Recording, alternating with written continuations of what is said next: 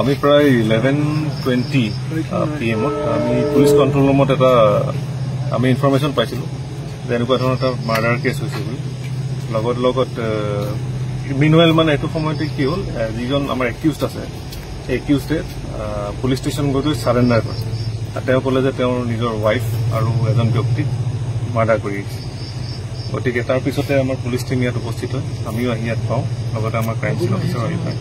তো ইয়াত আমি দুটা বডি কৰি থকা পাওঁ যিটো ৰেণ্টেড হাউচ আছে এতিয়া মানে ব্লাডত পুৰা চক হৈ পৰি আছে আৰু এতিয়া আমাৰ প্ৰিলিমিনাৰী ইনভেষ্টিগেশ্যনটো চলি আছে যিজন ব্যক্তি মৃত হৈছে তেখেতৰ নাম ভাস্কৰ নাথ বুলি আমি জানিব পাৰিছোঁ তেখেতৰ ঘৰ মঙলদৈ আৰু যিগৰাকী ব্যক্তি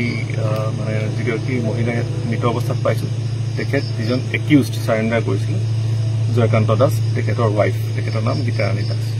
এইখিনি আমি প্ৰিলিমিনাৰী ইনভেষ্টিগেশ্যনত গম পাইছোঁ ইনভেষ্টিগেশ্যন চলি আছে মটিভটো আমি এতিয়ালৈকে গম পোৱা নাই গতিকে এইটো আমাৰ ফাৰ্ডাৰ ইনভেষ্টিগেশ্যনত গম পোৱা যায় মানে জয়কান্ত দাসে কৈছে সেইটো আমাৰ তেখেতে যিটো আমাৰ আগত কৈছে সেইটোৰ ওপৰত ভিত্তি কৰি গম পোৱা গৈছে